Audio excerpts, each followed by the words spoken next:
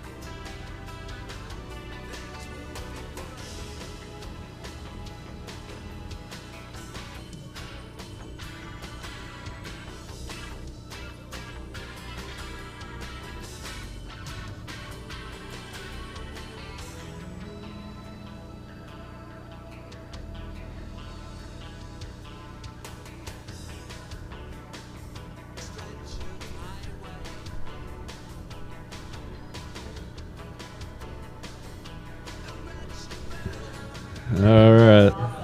Welcome, superstar. Okay, we're ready, Mr. Dabney. We'll call this meeting to order. It's the August 29th meeting of the Lake Dallas Independent School District Board of Trustees. We do have a quorum established. The only one that is not here is Mrs. McKinley. The first matter is consideration and approval of the appointment of a new board member. So I guess I require a motion on that, yes? Yes. Do I have a motion on this item?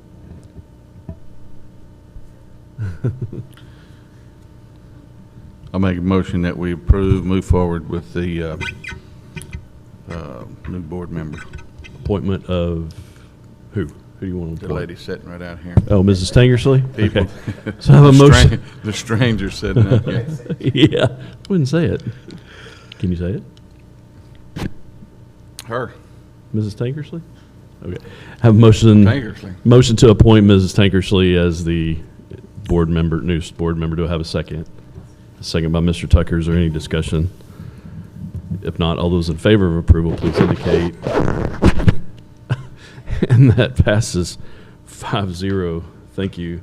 Our next item is our administration of oath of office to Mrs. Courtney Tankersley. If you go ahead and step on up.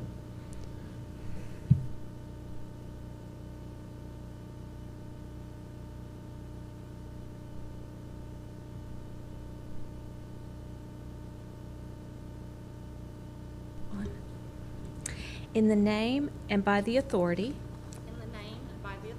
of the state of Texas, I, Courtney Tankersley, do solemnly swear that I will faithfully execute the duties of the office of Lake Dallas ISD Board of Trustees, Place 1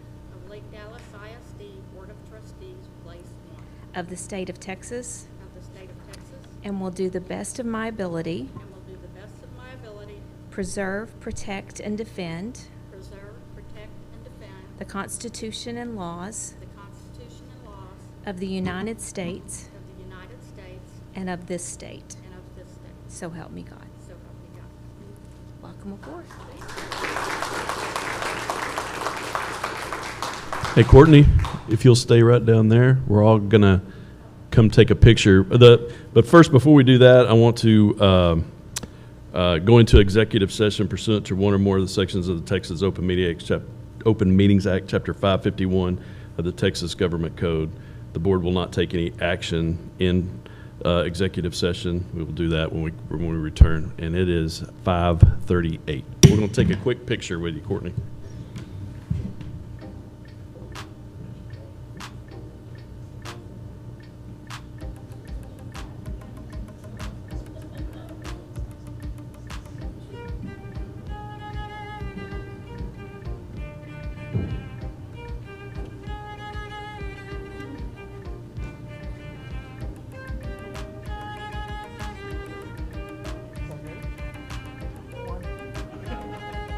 One, two.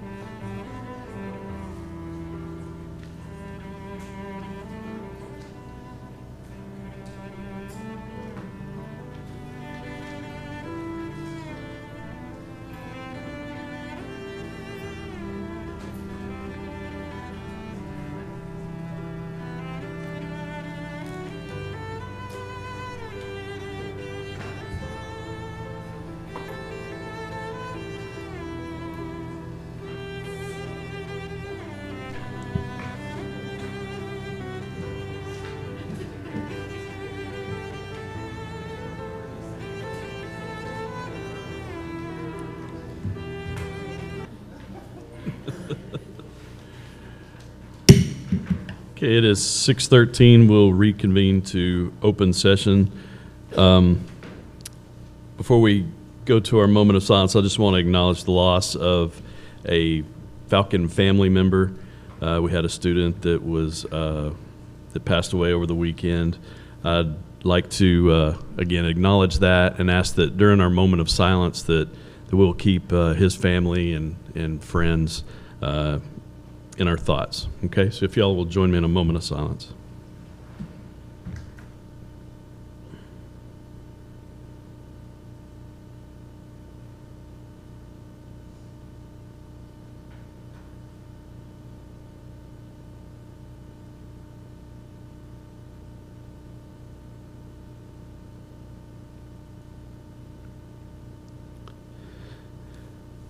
Thank you. Now, if you'll please rise and join us with Ms. Landrum in the saying of our pledges of allegiance.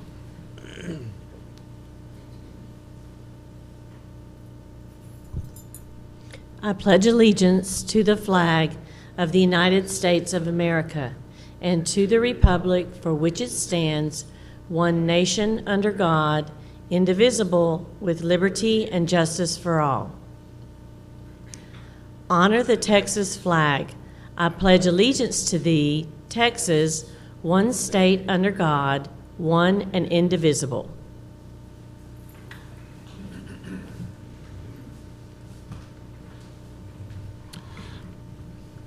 Thank you very much. Our next item is our public comment, and we have nobody signed up for public comment, so we'll move on to our next item, excuse me, which is our trustee reports, and I'll start down here with Mrs. Collier. You have any, I'm sorry? I'm starting with you again tonight. Congratulations. No, I'm just excited to see everything all back in full swing. Thank you to all the teachers, administration, everything that's just getting everything going. And I know that first full week is exhausting, and but we appreciate everything you do. And I loved, Friday Night Lights. It was wonderful seeing so many kids that participate in those Friday Night Lights, and everybody looked good, sounded good, and yay, we won. Go Falcons. Ms. Tankersley. I'm just happy to be back with all these smiling faces and hoping I won't ruffle too many feathers, but I probably will at some point. You all know me, so you're aware of that. Mr. Tucker. I'm glad she's back. I told her she could take the secretary's job if she wanted it. No, I'm just glad this first month of school is, almost done, and I know y'all are working hard, so thank you for everything you do. Mr. Baird.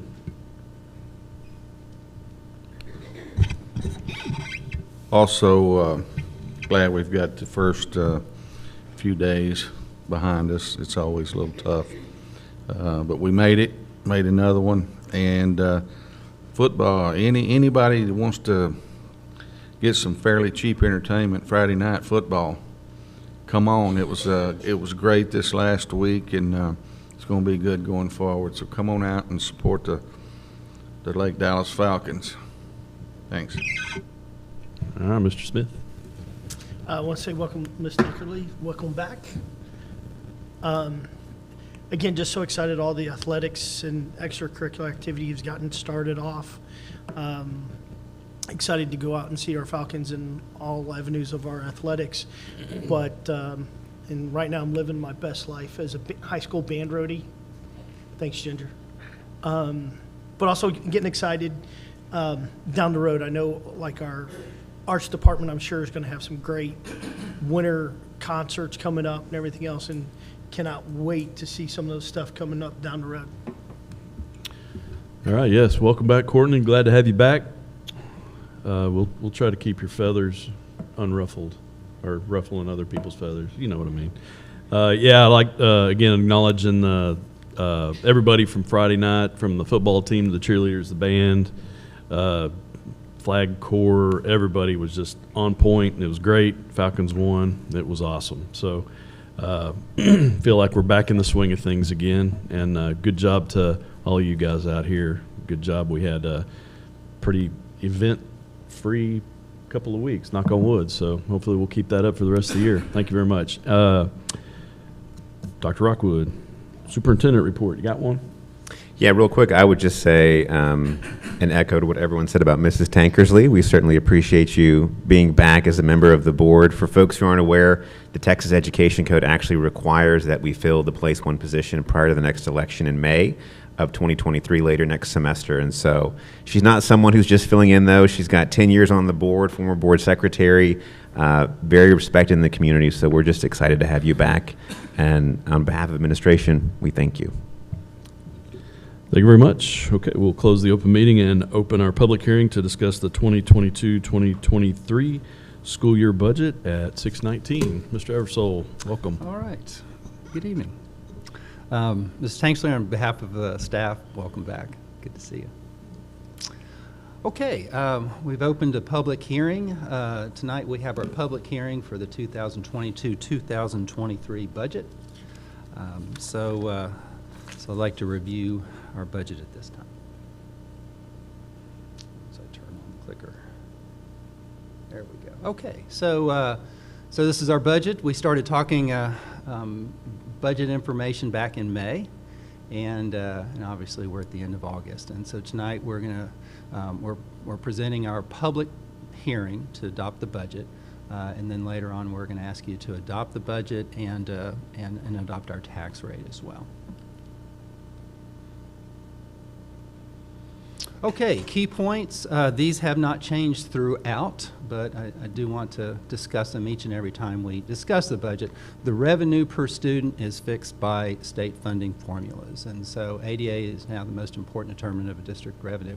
So as property values increase, that does not really affect our general fund. It just means our state revenue decreases, and TA calculates the state minimum compressed tax rate, essentially the tax rate of the school district.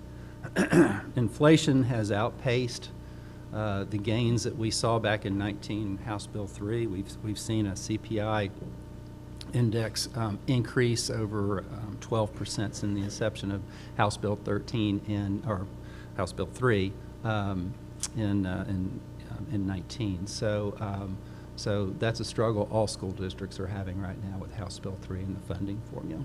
And again, the district budget is largely tied to staff, which we'll talk about here in a second. So our general fund assumptions have not changed throughout. We're assuming a 1.5% growth rate in ADA, increased property values, which we'll discuss here in a little bit. Denton Central Appraisal District issued us preliminary totals at the end of April and issued certified estimates on the 25th of July. And so to date, they still have not been able to certify our values. And so we're using our latest estimates, especially on the debt side, because the tax rate is already calculated on the M&O side. And all this information includes the new homestead exemption from $25,000 to $40,000 now. So each homestead is granted that $40,000 homestead exemption. So property values, these are our latest numbers. Again, our 22-23 numbers are estimates. And so this will change a little bit once we get our certified values. But we're looking at $2.582 billion in freeze adjusted taxable values as it stands right now.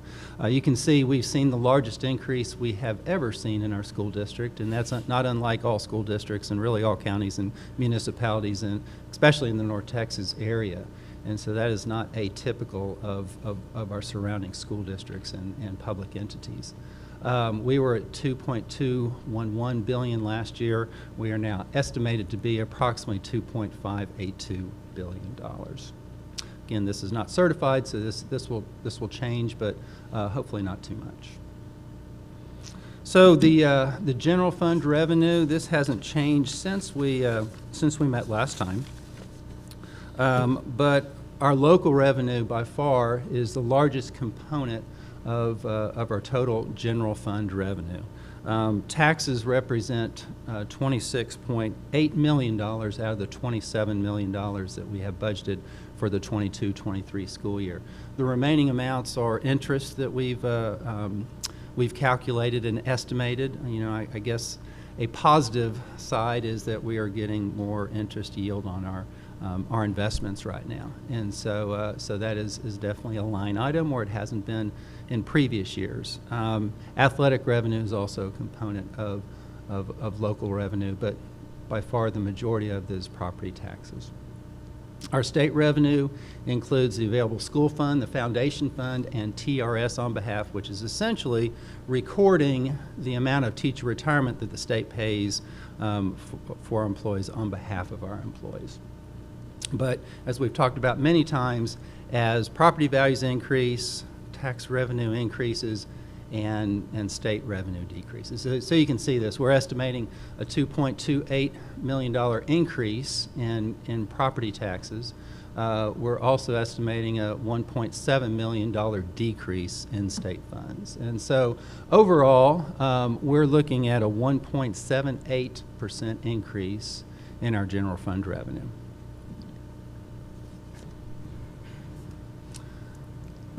And this just kind of gives you a feel for,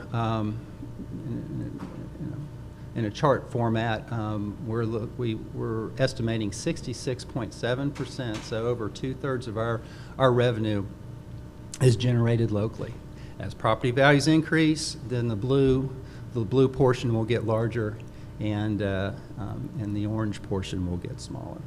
Wes, I have a quick question. Yes, ma'am. And I've never asked before, but of the local revenue that we get, the uncollectible taxes that we don't collect, are they still part of that local revenue? Yes, ma'am. So that's taken out of our part, okay. Yes, ma'am. So we calculate. I didn't think the state was probably going to reimburse us for that. No, they don't. So that, so those taxes that are not received by the end of the year, it's actually in October, then they go into prior year taxes, and if there's not a protest, we actually collect some additional interest revenue on those taxes. Okay, thank you. So, good question. Okay, general fund expenditures. We've kind of broken this into major categories. Instruction, library curriculum, staff development is the component concerning instruction. Instructional support, which includes instructional campus leadership, co-curricular, counseling, health services, and curriculum support, general administration, and district operation, which includes expenditures concerning transportation, facilities, utilities, technology, security, and insurance. And so overall, you can see we're estimating a 2.8% increase, and that's after the board granted an average 3% increase to our staff. And so there's definitely some movement between the categories, which I'm going to briefly talk about, but our overall increase is a little bit less than the average increase that we're giving our staff. So instruction, again, library curriculum, staff development. We did have some instructional software that we did not renew. We did not fill several paraprofessional positions. We moved an assistant principal into the academic dean, so that moved him from instructional support into instruction. We added a full-time librarian. We moved several instructional technologist positions into instructional coaches, so movement between functions. Under instructional support, we added an executive director of career and technology, which was paid for out of career and technology funds. Under school leadership, there was 2 assistant principals positions that were not filled this year that we budgeted for last year. Health services, we had some additional health services support and supplies. Under general administration, these are items such as insurance, employee fingerprinting, our annual external audit, attorney fees, association fees, tax collection. Tax appraisal cost was a big component of this budget. which we did see an increase in that line item. An increased cost to our Region 11 service contract is also included in this budget. Personnel budget is based on our current administrative functions, so we went from essentially a 2-chief administrative configuration to a 3-chiefs configuration, so that represents the cost of that. And then district operations, including transportation. We certainly have budgeted additional costs for fuel and supplies. Maintenance includes the cost of maintaining our facilities. We have a little bit over 1 million square feet of conditioned space in our school district. And so the cost of maintaining those facilities, cleaning those facilities, 45% of the maintenance budget is our utilities, so natural gas, electricity, and water. Supply cost has increased. Cost of service has increased as well. Security includes 2 student resource officers, one at the middle school that helps out with Lake Dallas Elementary School, and one at the high school that helps out with Corinth Elementary and Shady Shores Elementary. Technology service was increased. We had additional software costs. Existing software, our HR software, our student accounting software, Microsoft upgrades all went up a little bit. But the majority of our general fund expenditures is payroll, so 85% roughly of our general fund is payroll. Now, our assumptions are based on full employment, and we have not been at full employment for many years, if ever, And so I think these are conservative numbers. But as it stands right now, we're budgeting a little bit over 85% of the general fund in payroll, benefits, teacher retirement, associated costs.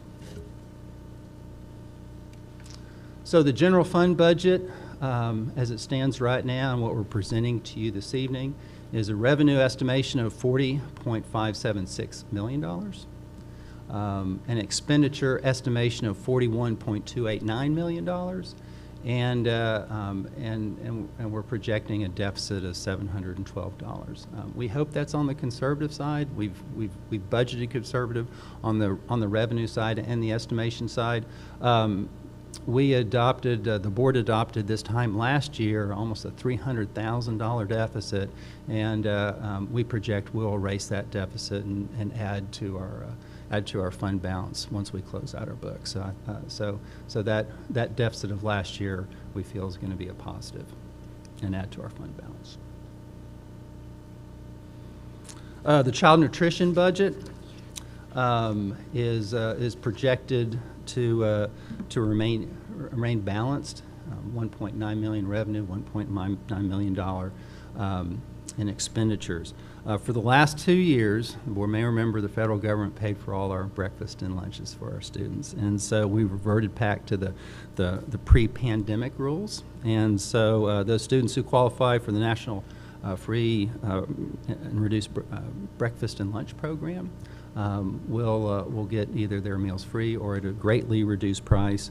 Our other students will be paying for their meals, but we've held it at the prices that before the pandemic at 2019. So those lunch prices and breakfast prices remain at that level of 2019. But we are projecting a pretty balanced budget for the child nutrition program. And then our debt service. We've talked about this a couple meetings, but the increased property values that provide additional opportunities to retire debt. And so we do have a defeasance order that we're going to talk about in a little bit, but we're proposing, based on our debt service rate of 50 cents, to defease debt, essentially prepaid debt, so it's kind of like prepaying your mortgage, of $3.42 million, which will reduce future interest costs by $2.7 million. And so since 2012, the board has approved either prepaying or refinancing debt, saving the taxpayers $2.686 million in interest and principal savings since 2012. So That decreases the burden of taxpayers, also increases our debt capacity. We do have one additional sale of our bond election, and so we'll be talking about this fall. But with the defeasance order, with prepaying debt that we're going to bring up as another action item, it increases the capacity. Therefore, we can go out to the market, possibly at a better rate, but also retire that debt earlier as well, because it does give us some more capacity. So this is the assumption of the debt service budget is the defeasance order, which will be an action item here in a little bit, and maintaining the debt rate at 50 cents.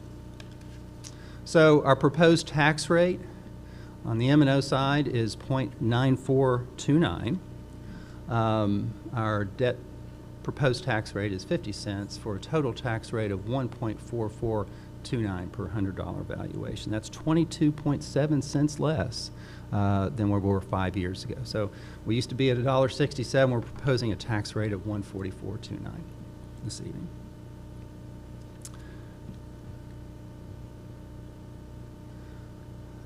Before we finalize and finish this presentation, I just kind of want to give you some information concerning our ESSER funding. And so we've talked about ESSER funding for a couple of years, and so I just kind of want to summarize where we are. ESSER 1 came out first, and it granted the hold harmless for the 1920 school year. And so there's no funds remaining. We were allocated $257,000 in that allocation. ESSER 2 paid for the hold harmless for the 2021 school year. We were allocated $1.1 million. That was allocated and spent during the 2021 school year. So as our enrollment went down a little bit, the state, through ESSER funds, made up the difference. ESSER 2, we received $486,000 that was to be spent on technology, and that funded a good portion of our one-to-one Chromebook purchase for our school district. ESSER 3, we were allocated $2.5 million. We have $860,000 left to be spent over next year and the following year. So we have 2 years left. And so we will be coming back to you with a plan this fall to spend the remaining $860,000 over the next 2 years. And then we did receive $394,000 in ESSER supplemental funding that has been allocated, and basically the plan hasn't changed since we talked last. Again, we will bring both those plans for review this fall. So we were allocated $4.69 million. We have $860,000 left. So ESSER 3 funds, 20% of those funds must be used for learning loss, which they have. We can spend the remaining 80% of the funds on a wide variety of expenses. I've listed just several of them. The list is a lot longer, but we can pay for one-time staffing or supplant the general fund. And so we've actually utilized these funds in years past to supplement and supplant the general fund, keeping our deficit to a minimum. And so anyway, that's a possibility. We'll come back to you this fall with a plan for your review and approval. And then the formula transition grant, we talk about that every year. This was a byproduct of House Bill 3, and it was to ensure districts receive the minimum amount of increase that was allowed by state law. And so this was an attempt to kind of equalize the funding throughout the state. This has been a moving target. We started out with $823,000 or over $800,000. We're now estimating a state funding loss of $423,000, but this number has been going down. This is good for 2 more years. Each year it has gone down. It's a complicated formula, primarily driven by ADA, but we also have a component of taxable audits, tax value audits that will decrease that, and we'll talk about that later. But we're hopeful over the end of the 2 years this will be a minimal amount. We do have a legislative session coming up, and this is going to be a hot topic. It's not a hugely material. I mean, it's a big number for our school district, but it's a huge number for some school districts. And so, I suspect this will be a topic of discussion during this next legislative session. We'll receive a revised state estimate in September. So I'd be happy to answer any questions you or the public has. Thanks, sir. Is there any questions from the board at this point? Yes, ma'am. On the retiring the debt, I know you did a great job for us, and I appreciate it on when we refinanced a lot of the bonds, and so I know that they were at lower rates and such. When we look at going out for new bonds, what kind of interest rate are we assuming then? Are we looking at a lot more money? Would it be smarter for us to hold on to money? Well, the good news is we're yielding more interest revenue in our investments. The bad news, and when we go out to market, those bonds are going to cost us more. And so that's another component of why we're proposing a defeasance tonight, to give us the capacity to sell those bonds because they will be at a higher rate. Now, when we went out to the market, a couple years ago, they were historically low rates. And so, to be honest with you, that's why we can't refinance that debt, because it's great rates as they stand right now. And so that's why we're kind of forced into prepaying debt, not forced, but taking advantage of prepaying debt as opposed to refinancing. And so I don't have any projections for you right now. We will talk about it in the fall. It's actually been relatively erratic. And so, but we will get some information from our financial advisor this fall and share that with you. But the interest rates will be a little higher. Yeah, they're still at some of us have seen them at much higher rates over the years. They're still not abysmal. But right. Yeah, I just want to make sure that we're putting the right money in the right buckets to get the most out of it for our taxpayers. Is there any other questions or comments from the board? All right, this being a public hearing, that's also the opportunity for the public to have any questions or answered or comments made. Is there anybody from the public that would like to comment? If not, it is 6:40, and we will close the public hearing. We're back in open session. We'll move on to our next item, which are consent agenda items. Consent agenda is those routine items that can be handled in one motion. Do I have any question or comment regarding the consent agenda from the board? If not, I will entertain a motion on consent.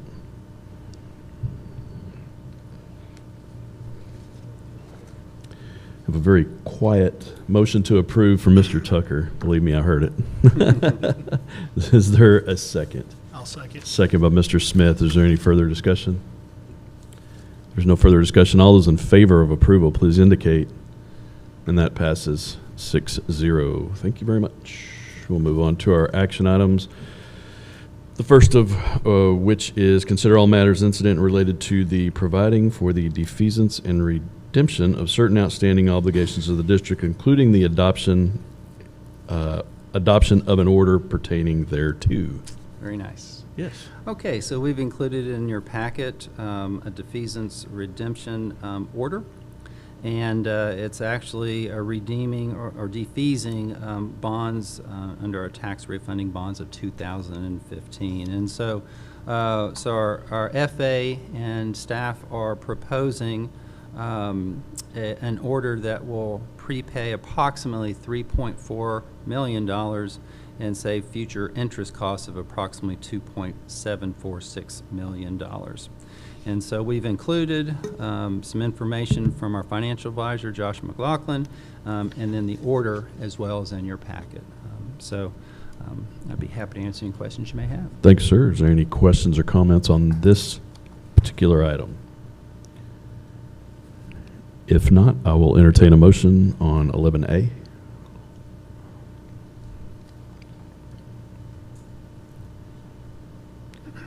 Boy, you guys are just so quiet today. Can you press your button?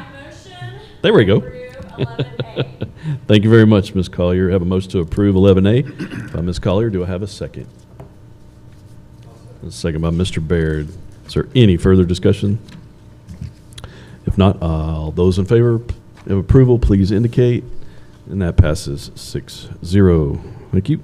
Our next item, 11B, is consideration adoption of the 2022-23 General Fund Food Service and Debt Service Fund budgets. Thank you, Mr. Stacy. So tonight, we do bring our 2022-23 budget of the General Fund, Food Service Fund, and Debt Service Fund for your review and approval. Those are the three funds the board is required to adopt before we proceed into the next fiscal year, which starts on Thursday. And so I'd be happy to answer any questions you may have. Thanks, sir. Is there any question or comment from the board? And before there is any question or comment, I'll remind you to, for the benefit of those online, if you'd remember to press your button and get your blue light to come on and speak clearly into the microphone. I'd appreciate it. Is there any question or comment on this item? If not, I will entertain a motion. I move we adopt Okay. the 2022-23 General Fund, Food Service Fund, and Debt Service Fund budget. Okay. We have a motion for adoption of the 2022-23 General Fund, Food Service Fund, and Debt Service Fund budgets by Mr. Smith. Do I have a second? I'll second. Second by Ms. Tankersley. Is there any further discussion? If not, all those in favor of approval, please indicate. That passes 6-0. Thank you. We'll move on to those of you following on here. I apologize. I was behind one. 11C is consideration approval of an ordinance setting a tax rate for maintenance and operations and debt service for the 2022-23 school year. Okay. So this evening, we do have an ordinance that we would like to review. This is the same ordinance that has been in place for several years with very prescribed language. And so, I'd like to review the language before we proceed. Again, tax rate adoption for the 22-23 school year. Okay, so again, this is our proposed tax rate. We're proposing 0.9429, well, 0.9429 per $100 valuation on the M&O and a 50-cent tax rate on the INS for a total tax rate of 1.4429. So this is the same slide you've seen earlier. Now, in the ordinance, again, this is prescribed language, which sometimes is hard to understand, and so I'd like to just explain a little bit of the ordinance that we're asking you to approve this evening. And so, one portion of required ordinance language is that this tax rate will raise more taxes for maintenance and operation than it did last year. Well, because our property values increased, our tax rate has decreased. With new construction, we are generating more additional revenue now. The reality of it is, the more revenue we receive from our state, from our local taxpayers, it means that we're reducing state revenue, as we've talked about many, many times. But this is required information, required language on the ordinance. And then this is additional required language in our ordinance, and it's kind of hard to understand, but the required language states that this tax rate will effectively be raised by 11.65% in our case. It's individually calculated for each school district. And will raise taxes for maintenance operations on a $100,000 home by approximately negative $60.10. And so let me talk about that first component. And so that first component is essentially they calculate the how much we would receive in revenue,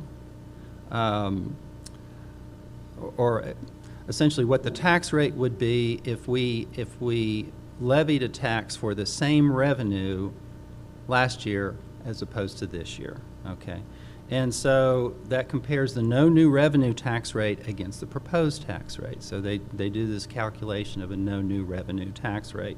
That tax rate does not generate the funds to service the defeasance of our debt. It's just assuming whatever that revenue was last year, what would be the tax rate for this year. Because our estimated values are much higher, and we're proposing, or actually presenting tonight, maintaining the debt tax rate at 50 cents. We're able to do that. If we do that, then we'll certainly realize the savings of the defeasance order that you approved. And so that is prescribed language, even though our actual tax rate will be reduced by over 5 cents, almost 6 cents, 5.7 cents. And so it's a little hard to understand, but this is prescribed language. They do not include state funding on the debt side. We do receive a couple $100,000 of hold harmless amounts that has to do with a homestead change several years ago. I won't go into the minutiae of that, but there's several factors that are not included in this calculation, but again, they are prescribed. And then the second portion of this is a little bit easier to understand. The tax on a $100,000 home would be reduced by a negative $60.10. And that's relatively easy to understand because we're reducing our tax rate, and then we have a new homestead exemption. It went from $25,000 to $40,000. So the combination of those two with a static $100,000 home means their tax bill would be reduced by approximately $60. And so that information, again, is prescribed by law and is included in your ordinance that we're presenting this evening.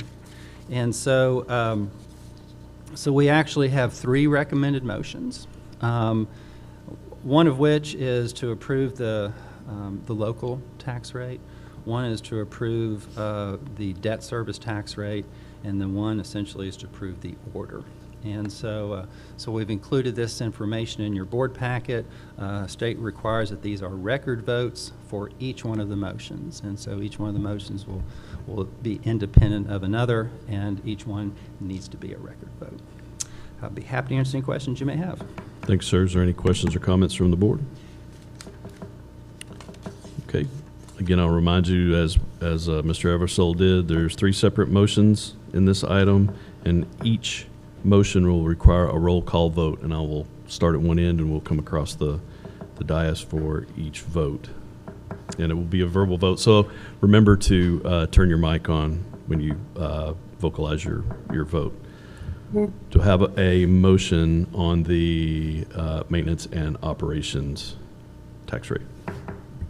I move that the Board of Trustees of the Lake Dallas Independent School District does levy and adopt a tax rate of $100 valuation for property located within the Lake Dallas Independent School District for the tax year 2022 as follows: 0.9429 for the purpose of maintenance and operations. So a motion to approve by Mr. Tucker,